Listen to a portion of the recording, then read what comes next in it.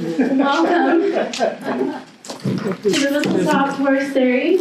This is the first of a set of 9 or 10 speakers, too many to count.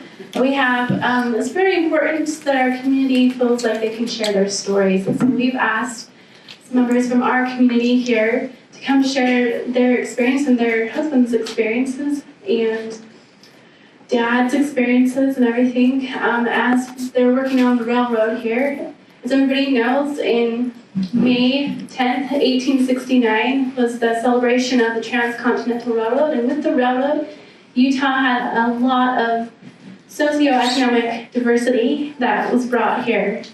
So we are going to start. And Charlie, are you going to give a brief overview? What I'm going to do is give a bit of an overview. Can everybody hear me? I got a big mouth.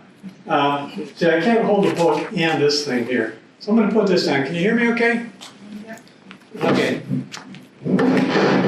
What I thought I'd do is give just a brief historical overview and talk about the changes that the Transcontinental Railroad and railroading in general brought to the nation and to the community, and in particular to the population of the United States, which was these people's ancestors who in the 1840s and 50s were slaves.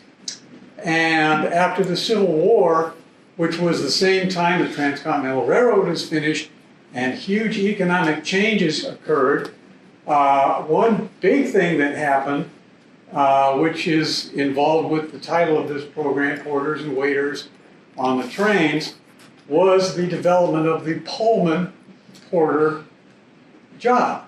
And if I'm stealing all of this, by the way, good historians know who to steal from, and I'm stealing it from this book right here, which I highly recommend. It talks about George Pullman, who was the founder of the company which bears his name, in about the same time as the Transcontinental Railroad was being completed. And it talks about why he hired exclusively black people to be porters on his cars. Do you know what a Pullman car was? It was a sleeper car. Your passengers sat in chairs during the day, and in the evening they pulled down the beds, and people slept in those. You've seen them in movies. There's a little curtain there, and people slept on these beds in those things. And they were exclusively black people. And people might say, well, why did he hire blacks? Well, what happened in 1865? The slaves in this country were all freed. 5 million people suddenly were freed, but didn't have any jobs. And a lot of them went back to being sharecroppers. I know your ancestors did, in some respect. Did they not? Yeah. Mm-hmm. And when George Pullman came along and said, I'll give you a job with a good uniform, decent pay, you get to travel the country, you get to be in the same room as all these important people, hello, you'd take that job. And this book talks about that. In one way, you could say just hiring just black people was kind of discriminatory, but on the other hand, for his time, this was very progressive. He hired more Negroes than any businessman in America, giving them a monopoly on the profession of Pullman porter and a chance to enter the cherished middle class. He did it not out of sentimentality, of which he had none, but because it made business sense. Basically, they were former slaves. They would do what they were told. They would do it for horrible hours, and they'd do it for very little money. Such compromised postures called for a porter whom passengers could read. Porters, they saw people at their worst. They saw them getting out of bed. They saw them drunk. They were in the same room as women behind the curtain were trying to change their clothes. Such compromised postures called for a porter whom passengers could regard as part of the furnishings rather than a mortal with likes, dislikes, and a memory. He had to be someone they knew they would never encounter outside the closed capsule of the sleeping car. Someone who inhabited a different reality. It must be a Negro. And that's why they got these jobs. They liked these jobs. They kept them for their entire life. They gave them to their children and grandchildren. It was a big step up for them. And for a long time, the Pullman Company was the largest employer of blacks in the country. But it did do one thing for black people, and you've noticed, if you've ever seen blacks portrayed in movies, you know the stereotype. Let's see, here it is. So high was the Pullman profile and that of his sleeping car attendants, because they were under very strict rules on how to act. So if you ever wonder where the nation's stereotype of blacks as not very bright or servile or smiling and doing little dances came from, it came from this. The Pullman porter came to personify the groveling Negro and to reinforce the notion that the whole race was like that. Such stereotype proved especially damaging in America's West and North, where porters were the only Negroes many whites knew. And here's something interesting. They were all called George. Anybody know why? If you saw a Pullman porter, you would call him George. You'd say, George, come shine my shoes. Because during the slave era, if you didn't know a Negro's real name, you called him by his owner's name. George Pullman ran the Pullman Porter Company. There we are.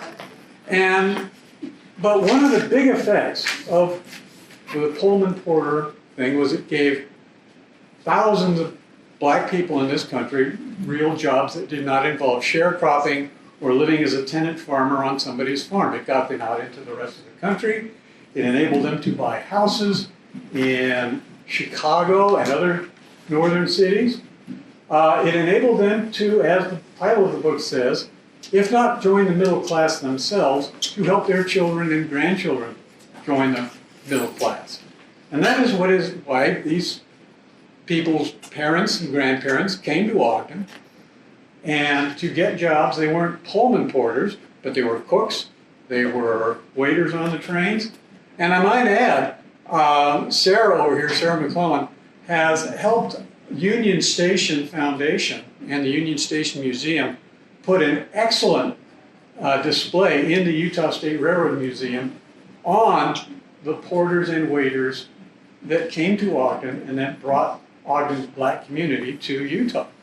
And it's well worth seeing. It has a lot of historic photos and oral histories on a little iPad that even works some days. I couldn't get it to work the other day. So it's well worth seeing. And so that's why we're here. And so that's why I just kind of like to ask Sarah to give a little history of your family. And other than that, we're not very well rehearsed for this thing. No. So We're not very well rehearsed. No. But tell I us. was supposed to be here. But Sarah, you tell us a little bit about your family and what coming to Ogden did. I know you were talking about job benefits and things like that that the railroads gave, and that kind of thing. And then this is her niece, Deborah Daniels. Did I get that right? Yeah. And then this is just a friend of Sarah's who wasn't even when we were doing what little preparation we did for this. Tell me your name again, I'm sorry. Hazel. Hazel, who has been in Ogden since 1950, and she can talk about her family coming here, and again, what working for the railroad did for them. So Sarah, if you'll start. Thanks, Charles. Well, my journey came here because I had family that came here during World War II. As you probably know that where Jocko is now was a naval base, naval supply base. It wasn't a naval base, it was a supply base. Clearfield Job Corps and the Clearfield Industrial Yeah, Park. what that is now used to be a naval supply base. And my brother-in-law, oldest brother, worked there because he was a part of the Navy. And so that's how my sister and her husband and family came to Utah in the 40s. And that's kind of the journey of my family. And so my sister was one of the few that was out here, and she encouraged me to come to Utah. Uh-huh. Because at that time she didn't have any relatives here, and she had her four kids here.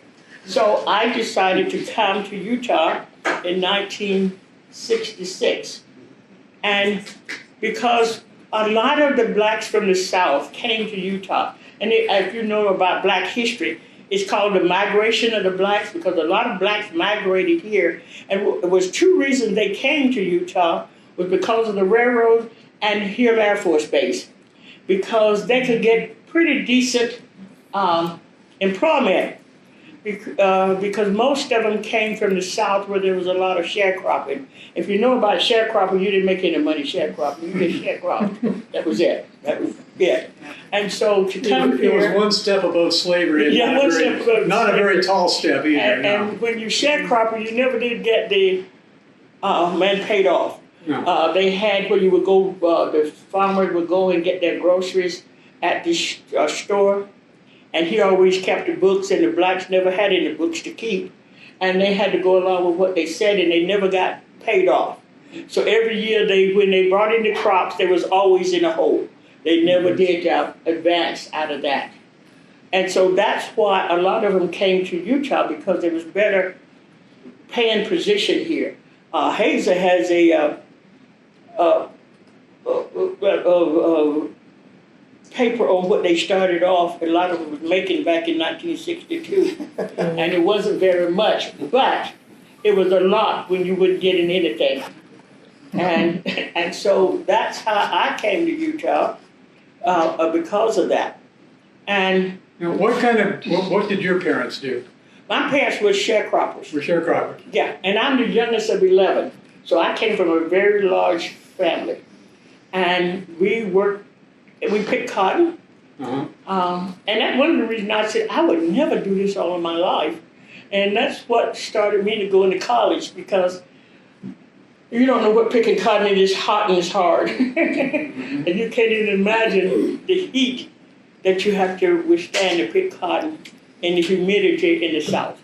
It's hot. So I was between two cotton rows and looking down those cotton rows, and I said to myself, nah, I'm not going to do this the rest of my life. And that's why I started to go to college. I went to start the college in 1957 because I know that's a long time ago. Look at me like, good Lord, how old are you? The lady looked at me like, how old are you? Well, that's right. I was in college in 1957. I was 17 years old in 1957. You figure it out. And so that was one of the reasons, because it was really hard. Because as a kid growing up in the South, you had to really, now look back now, the segregation. I just didn't understand why I had to go to the back door. I didn't understand why we couldn't go to certain places when you're 6 or 7 years old. And I just can imagine what my parents had to do when I asked them, why can't I go? But my dad had to tell me, because of who you are, you can't go. And I just imagine that must have been pretty hard for a parent to have to tell a kid. But you didn't get away from that when you came to Utah, though, did you? No, you came to Utah, and people don't realize, even when I came in 1966, there was a theater called the Orpheum Theater. Mm-hmm. How many Orpheum people here? You had to be pure old to know that. And the blacks were sitting upstairs, mm-hmm. and the whites sat on the floor. Mm-hmm. My sister and maybe my niece, I know Hazel remember, because they had the Bertha Anna skating rink. And the whites went one night and the blacks went another time. You couldn't go at the same time. My niece probably would talk about it, but I know my sister talked about when they wanted to buy a house, and blacks could not buy a house above Washington Boulevard. That was it. And so people don't realize what was going on. They think that, that only happened in Mississippi, or that only happened in Alabama. Not true. I remember in 1972 when I got ready to buy a house in Riverdale, meaning the white folks that lived on that street, had a petition. They didn't want us to move into their neighborhood. They didn't even know who I were. I was a teacher at Intermount Intertribal School, and I was making pretty good money, but they didn't want me there. And so they had walked around in my neighborhood signing a petition for me not to move in. They didn't want a black person in 1972 in that neighborhood. And I don't know if you remember, Jim Gillespie was living too far from me at that time. They burned a cross in his yard, in the terrace. And so people don't know this. They just don't. they think that this only happened down south, but it happens here. And I'm gonna let somebody else talk because I run my mouth a lot. My name is Hazel Jones, and do you mind if I sit? I came here in 1950 from Los Angeles, California. My lifestyle is just a little bit different from Sarah's. I grew up in Los Angeles. I graduated from high school there, went to college there, and moved to Ogden in 1950. What did your parents do? My parents came from Arkansas, Oh, okay. but I never lived in Arkansas, so I don't know. I say, what did they do? What kind of work? My father worked for the shipyard. Oh, okay. He worked in a shipyard in California. Oh, okay. I never encountered any of this segregation stuff until I came to Ogden. I come to Ogden in 1950, and it was a total shock to me of the things that was happening around us at that time because I had never been exposed to that type of life. And so when I encountered these situations, I remember going to the theater one night, and they told me that I had to go up in the balcony, and I said, why? I don't want to sit up there. I want to sit down in front, And they said, no. I guess the lady didn't want to tell me that you black people have to go upstairs. And so anyway, the moral of the story was I told her to give me my money back because I was not going up there. I mean, I was very, I guess, I just wasn't used to that type of stuff. And so I met my husband in 1951, and we were married in 1952, and he was already employed with the railroad. And he encountered a lot of that in his travel because he would go in places and blacks could not live in certain hotels. They had to go completely out of their way to live overnight, and the next morning they'd have to get up and go to the train station, and they had to do a lot of traveling, which was unnecessary because there was hotels around the station that they could have lived in. And it was just a lot of ugly things that went down back during those years. And but the railroad offered us a good life. I'm not complaining. We had a lot of enjoyable days, and the money was good in those days. You could get a pound of sugar for $10. 10 cents. You got a pound of butter for 15 cents. And so we had 4 girls, and my girls grew up here in Utah and graduated from school here in college, and they were all doing productive lives. And so, you can't ask for any more than that. And my husband, the railroad was a good employer for you? Beg pardon? The railroad was a good employer? I didn't hear you. The railroad was a good employer? Oh yes, yes they were, and they were good to the railroad employees' families. It was basically a big family, and there was a lot of black families that lived here in Ogden at that time. And I have a picture over there of some of the guys that worked with my husband. That's one of the President's Special. That is a special that go from city to city and make evaluations or whatever they do, check to make sure that things are running smooth. And on this particular train, my children and I had the opportunity to go on that train. It was just a fun train, more or less. And several of the trips we had the experience of going along with my husband at that time. And so I can't complain about, it was good. What was your husband's job? He was a chef cook for Chef the cook. He started out as a second cook and worked his way up, and by the mid-50s, he started in 1942, started working for the railroad in 1942. And In 1951, he became a chef cook, and he put in 39 years with the railroad. Yeah.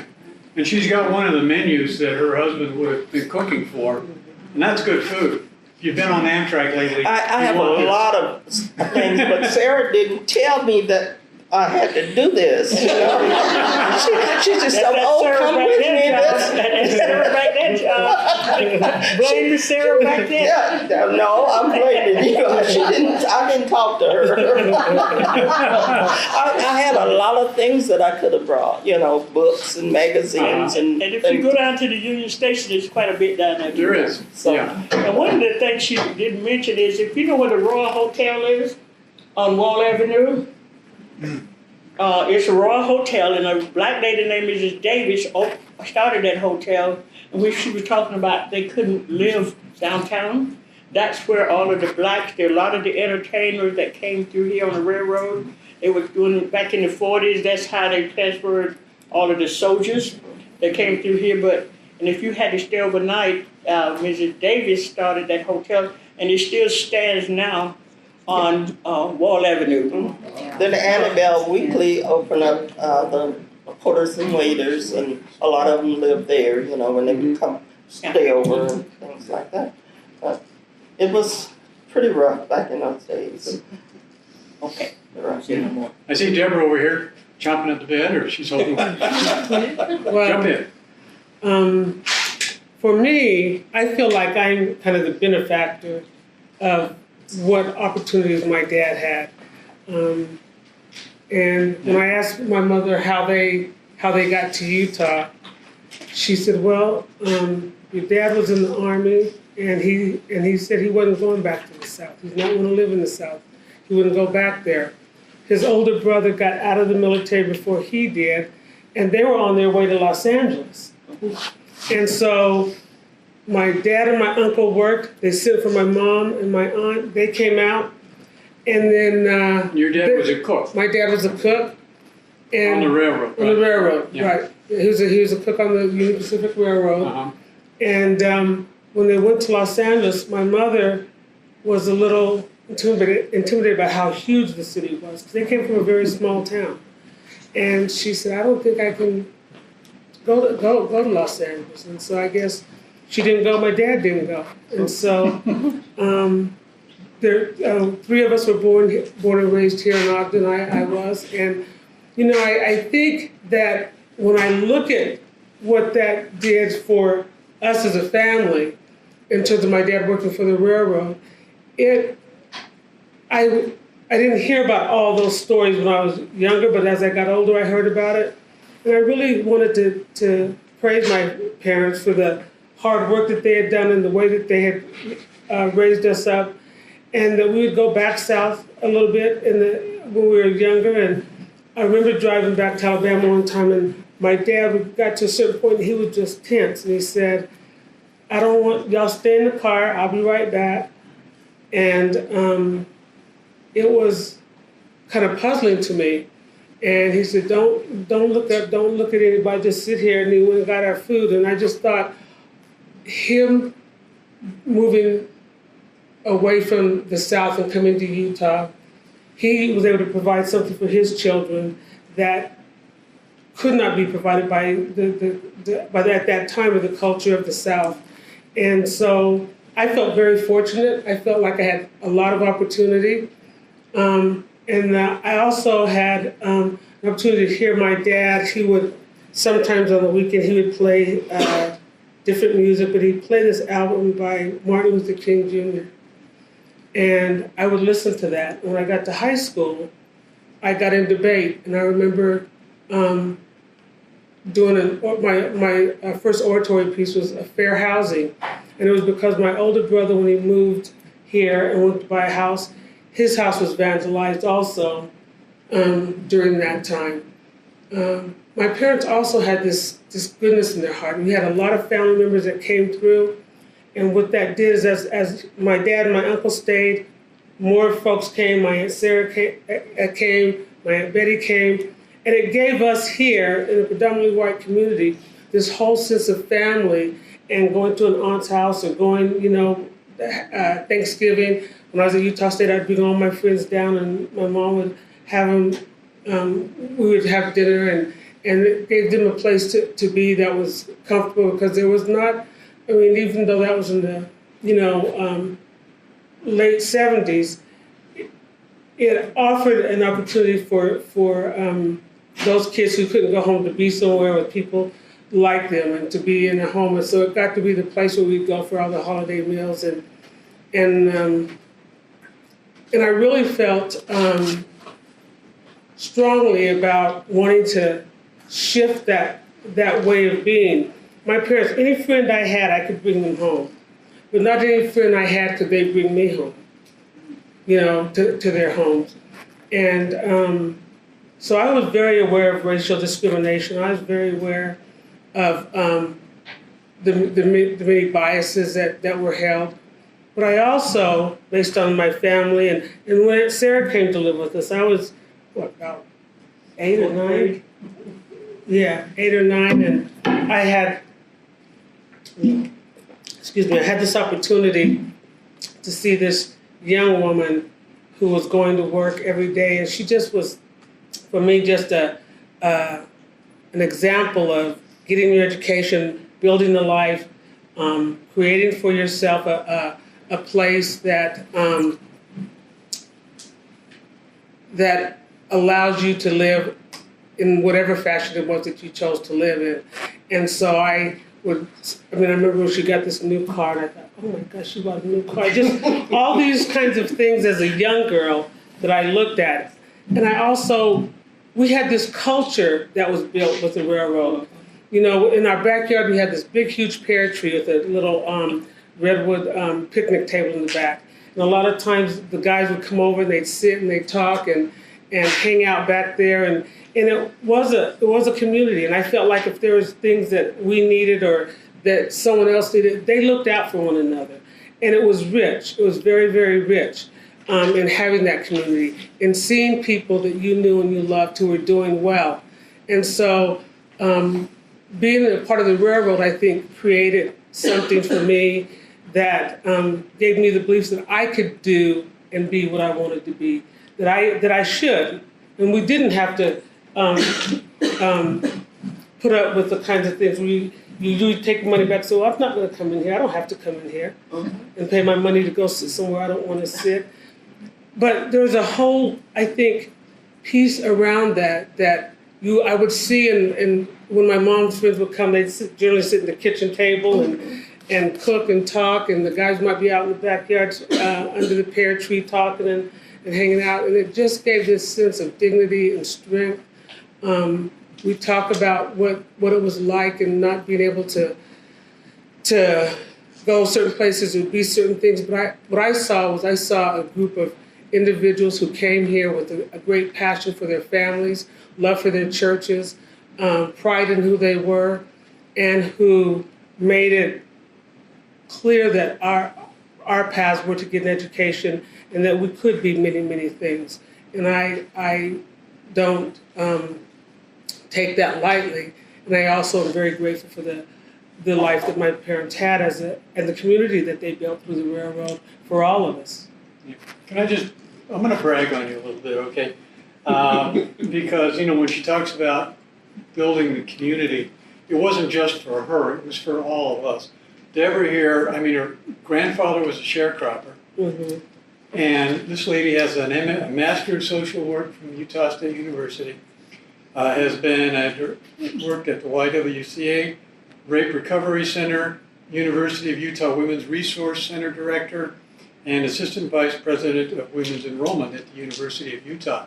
So for 2 generations, she's helping us build a much better community, and I think this is a wonderful thing. This kind of shows what the railroad has done for so many people, and to break those ugly stereotypes, and to become more productive for this community than I've ever been, I'll be honest with you.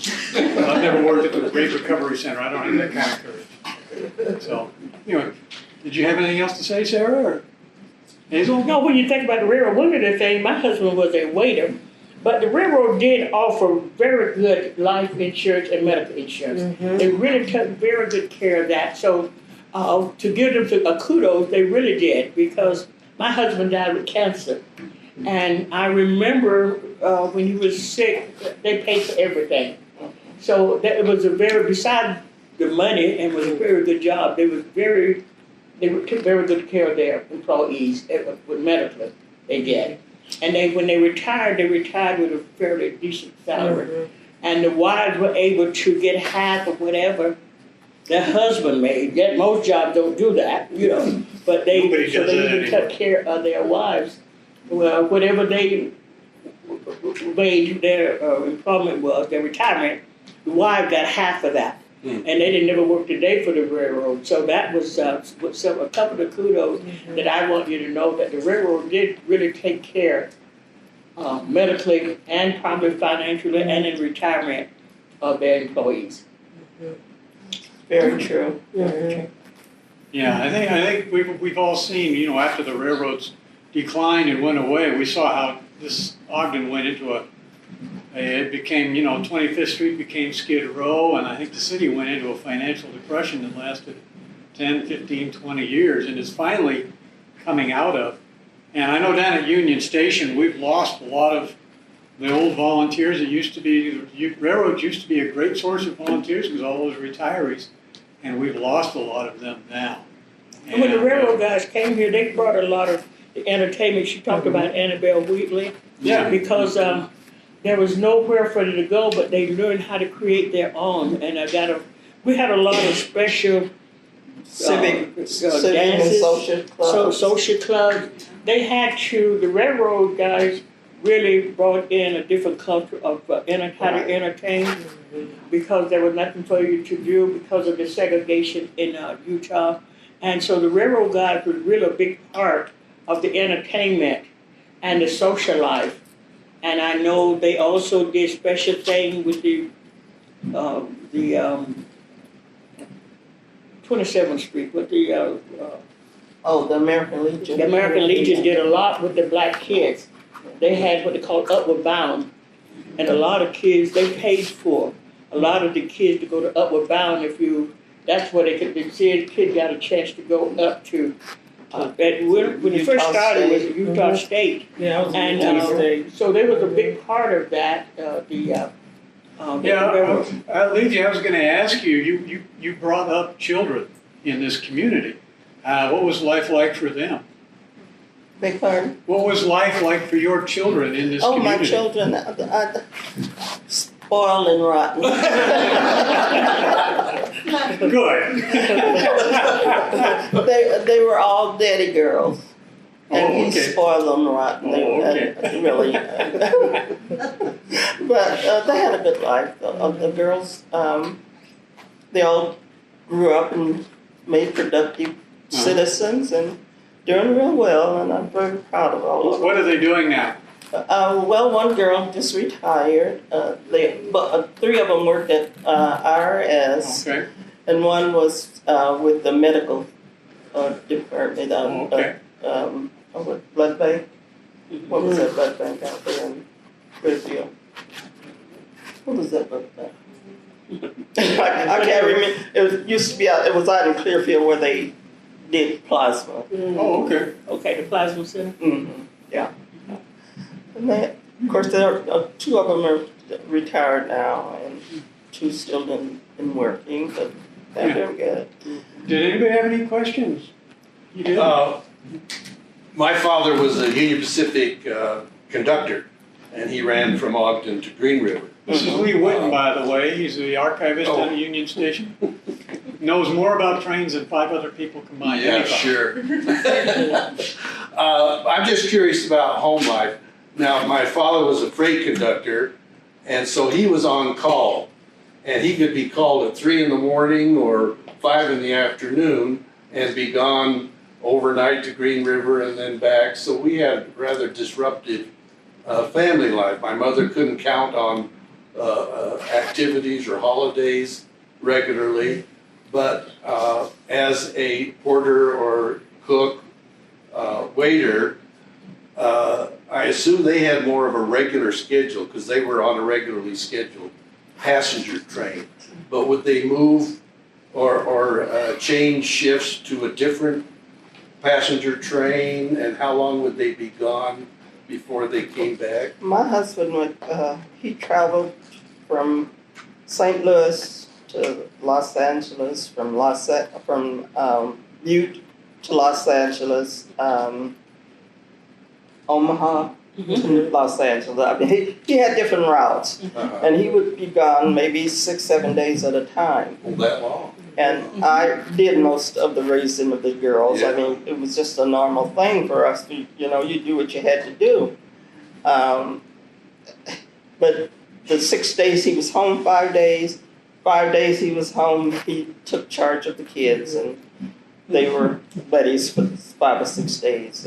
And that's how we worked it, and it worked out okay for us, You know, You got used to the yeah. schedule. Mhm. And it was kind of nice because when my dad was in town, he was the one that would get us breakfast. He was the one that would did the cooking and pick us up from the babysitter. Because he always had little part-time jobs too. He always had a little part-time yeah, gig did of most some of sort. them did. Yeah, I gotta know, was your dad a good cook at home? he was a very good cook. I was gonna say, Yeah. having a cook My for dinner. husband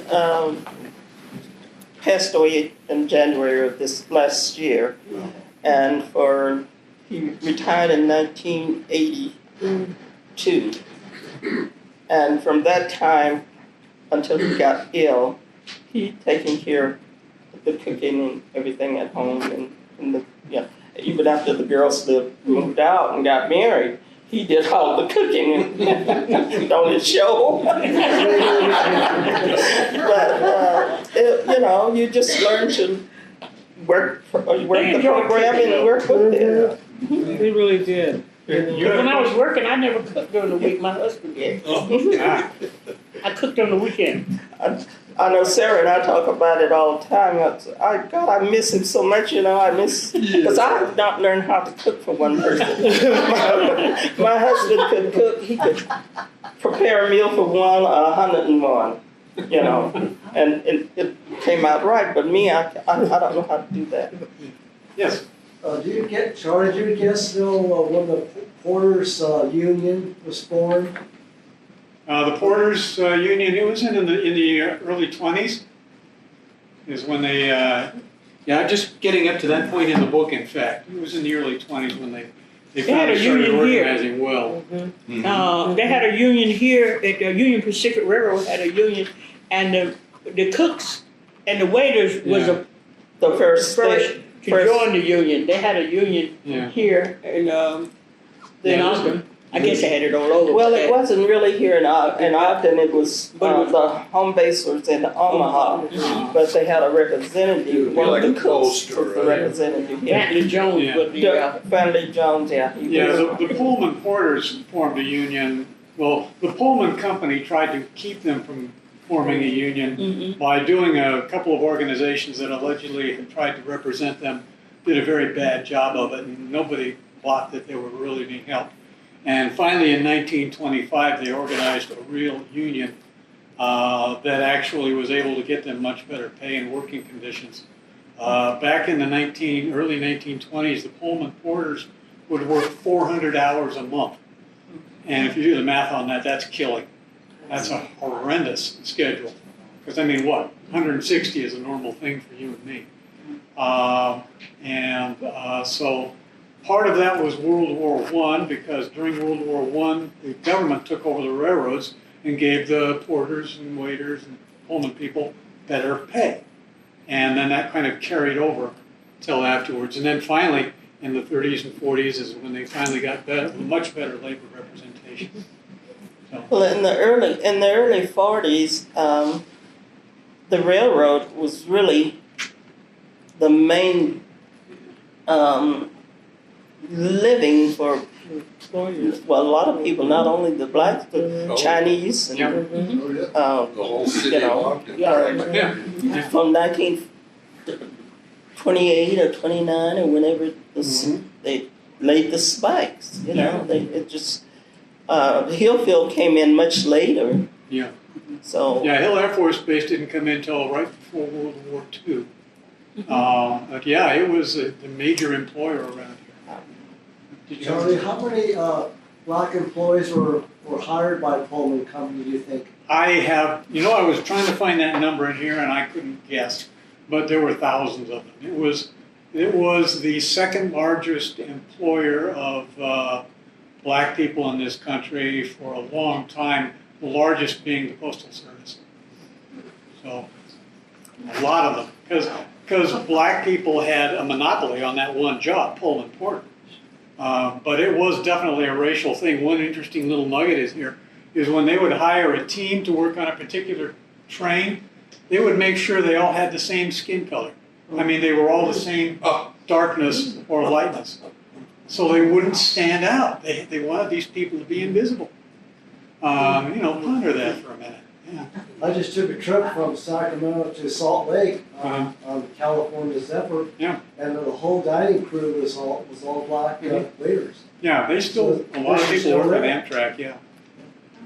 Yeah. Yeah, a lot of them moved to Amtrak when they started. Well, they had to. Yeah. Amtrak took over all the passenger Yeah. rail. Yeah, I think that was the downfall of the railroad in Utah when Amtrak came in, when Amtrak took over. Yes. Well, the brakemen and the engineers and that, it was during the high, time, they were, they wouldn't hardly get enough time to get 8 hours sleep before Oh, they yeah. were called out again. Did that happen to the porters too?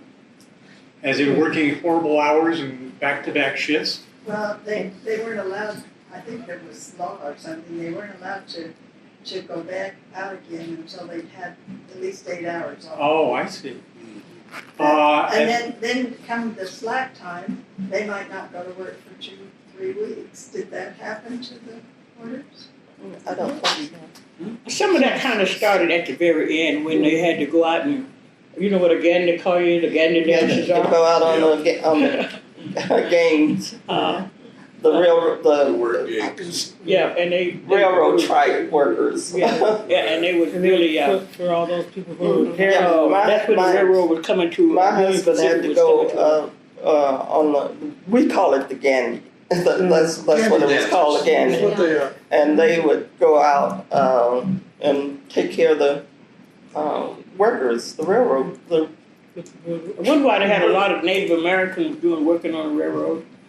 Doing what's those tires? Doing the lane rail, and the Yeah. tires and whatever they had to do out there. I don't know. Yeah. And they had some Japanese and Chinese that And did it Chinese also. workers. And they would have to go Some out and cook. Mexicans. They did the cooking for them, and they call them gander dancers. Don't tell me what a gander dancer is. I don't have a clue what that Well, is. the workers, they used to, when they would align the rails after they laid them down, they would have, and then the black workers would chant Mhm. as they Yeah. Mhm. they moved it, and it was a rhythm type Yeah. of thing. Well, when my husband was working out there, they didn't have very many blacks working. And at that time, it was a lot of Hispanics and Chinese. On the track games. Mhm. Yeah. But he had to do the meals for him, 3 meals a day, and take care of all of that. I think they had to come in and pay for their food just like you would at a restaurant or something, and they had to keep count of what they were selling, and he had to go in and buy all the food for the meals and all of that. Yeah. But, Any other questions? You've got an amazing historical resource here, folks. Yes. Did I hear you say he did the Butte run, the Ogden to Butte? can't Did you you? say your husband was on the Ogden to Butte run? Butte, Montana. Oh yeah, he went to Butte. He went to Omaha, St. Louis, Kansas City, Los Angeles, Chicago, Oakland, and sometime I had the courage to going with him, and that was good. My dad was a Pullman conductor, and he used to go to West Yellowstone quite a bit. And he always liked to go to West Yellowstone because I think the porters and the cooks had a car in the depot up there, and then they had a day layover.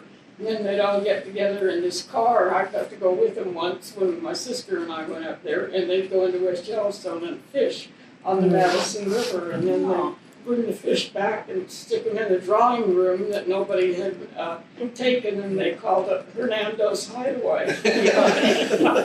Yeah, my girl, that I said my girls was really spoiled because when we would go with Dad, he would, we wouldn't go in the dining room when they were feeding. We'd go in later, and the guys would treat us just like they would everybody else, you know. And it was so funny. My baby girl, they sipped the little bowl, the finger bowl, you know, and they had some of the best silver in the world on the train. It was just so elegant at that time. She thought it was a cup that she was going to drink out of. And so my husband told her, no, honey, you have to clean your fingers with that. And so she said, well, why? She was only about 2 years old at the time. And it was quite a while when we talked about the brakeman and the conductors. Blacks didn't hold those positions. Yeah, they didn't start working, the engineers and didn't start until in the late 80s? Yeah. Late Yeah. 80s. Late 70s, so Roger started in the 70s, late 70s. So when you talk about like those jobs were just for Caucasian, whites only held those jobs. Blacks could not be a conductor or brakeman or engineer. That's right. It could be a fireman. You know, like you're talking about those days, back in those days, they couldn't hold those positions. Those positions just for a certain group. Yeah, like the Pullman conductor was a Caucasian job. It wasn't because they there were blacks couldn't who do were, them, they just if wouldn't they- allow them to. yeah, if they did not have a conductor, Yeah. then the blacks were in charge of the car, but it still was It not a was so conductor. innocent, it didn't Yeah. mean anything to me, Yeah. you know, why can't we all be conductors or somebody else be a porter? It's interesting how kids don't see that. Yeah, you didn't see that, but that's what was really. You have to be taught. Hopefully they Yeah, we can. taught that. What did, Well, I was just going to say that I had a similar experience. So my husband would take our boys on what we called the Butte Special. It left Ogden at 8 or 9 o'clock at night and went to Butte, Montana, and then turned around and came back the next day. But before they built a dam on the Madison River up there, that's what they did, is they got us somewhere that wasn't a stop, and about 5 or 6 in the morning, went down to the river and fished all day, then came back and got on the train when it was coming back to Ogden, and they would have coolers full of fish, and the cooks would cook their dinner. Oh, man. They'd can you imagine the fish fry they had? Yeah. Oh, man. Okay, yeah. So, when your parents were working on the train, did you go with them? Did you get a pass, or could you travel with them? Oh, yeah, I still get a pass. I still got my music. yeah. As a matter of fact, I just received the new one. Yeah, I got a mine. couple of Yeah. weeks ago. Does it get you on the Amtrak? Yeah, Oh, okay, cool. I mean, I can, anywhere the Union Pacific, well, I guess I could go on any train now, because we don't have Union Pacific anymore. Yeah, yeah. But it's such a headache to get on the train, because you'd have to go to Salt Lake, Yeah, get on the train, and then get 3:30 in the morning. Yeah. I yeah. could get on a plane and be where I'm going. I got one a year ago. We get a pack. You get a Yeah. free pack. Uh-huh. My I mother. ride a train. I don't never ride it, but I got one in my first case. But Any other questions? Yes. Could you recommend your children to take over your job if you were working? Could a porter recommend a family member? Or did you To get a job? to take over the job? I guess they could have told them that the job was open, but, they would have to go and apply themselves. Yeah, it was, now, this book does say that on the Pullman Company, fathers did hand their job down to their son, they would recommend them, and that would count, but they still had to apply for it and pass the test. And apparently the Pullman Company had a giant rule book that everybody had to memorize because they expected those porters to just be very machine-like in everything they did. But yeah, there are many cases of children and grandchildren all being the same Pullman porter job. My son was an engineer. Oh, was he? Yeah, he just retired 2 years ago. He started back in 1977. He started out as a brakeman. Back in 1977, you could be a brakeman, and then he went to be an engineer. He's an engineer, and he just retired. I had a nephew that was an engineer. I had all girls, so I. They didn't want to be engineers? Yes, they can. Why not? They can. It's not like you got to weigh 300 pounds to drive a train. You just got to push this little lever. And the trains run by themselves now. Oh, yeah. Yeah, you know, They they eliminate all of automated. There's nobody in the train. Watch out! There's nobody driving the train. It's automated. That's okay. I don't want to ride Because one. they pretty much got the trains automated. They run by themselves. Yeah. But I just saw Germany. somewhere that somebody said it's required that they at least have one person in there with the train because anything can happen with automation. Yeah, But now and they usually don't. does. They Yeah. don't. You don't have a person up there driving the train. They drive themselves. Charlie, when did the Pullman Company cease, the company, when did that actually? It was about 1960 when they finally went out of business. 60 or 66, somewhere in there. Now, didn't they have? So they were there almost exactly 100 years because they started in 1867. They have a place outside of Chicago. It's where their town was, Pullman Town. Yeah. It's now a national monument. Is it? Yeah. Pullman actually started his own town, but he wouldn't let black people live in it. Well, he was progressive for his day, but he wouldn't be called progressive now. Yeah. Any more questions? No? Anything else? Thank you very much.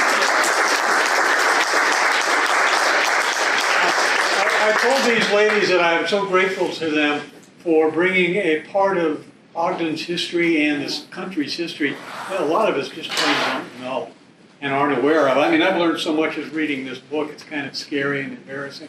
And so I'm really grateful to all three of you guys for coming down and helping us with this. And I know Sarah's got a whole list of these talks that are going on for the next 3 months. And they're a lot of fun. So, thank you. Thank you.